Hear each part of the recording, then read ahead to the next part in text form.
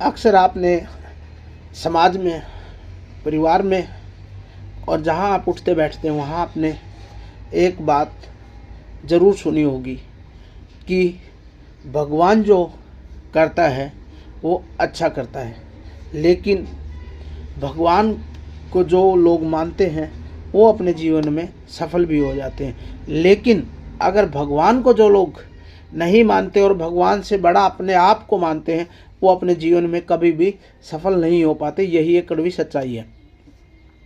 एक बार की बात है, राजा हुआ करते थे और राजा के किसी कारणवश एक अंगूठा कट जाता है, और जब अंगूठा कट जाता है तो राजा का जो मंत्री था वो भगवान का बहुत बड़ा सेवक था, और वो मंत्री कहता है कि हे महाराज, ये जो आपके साथ हुआ है वो अच्छा हुआ है, भगवान ने सोच समझ के ही किया होगा। लेकिन इस बात पर महाराजा को गुस्सा आ जाता है, और गुस्सा भी इतना भयंकर आ जाता है कि वो अपने मंत्री को जेल में डालने तक के आदेश पारित कर देता है कि ये मंत्री खाना हमारा खाता है, पानी हमारा पीता है और सुरक्षा में हमारे लगा हुआ है, लेकिन ये विश्वास अपने भगवान के ऊपर करता है। मंत्री कहता है कि हे महाराजा, जो काम भगवान करते हैं वो सोच समझ के और अच्छा ही करते हैं और वो हितकारी होता है। लेकिन राजा को तो अहंकार था, वो तो मानने वाला कहाँ था। उस महाराजा ने उसको जेल में डलवा देता है। कुछ समय बाद अचानक महाराजा कहीं भ्रमण पे जाते हैं।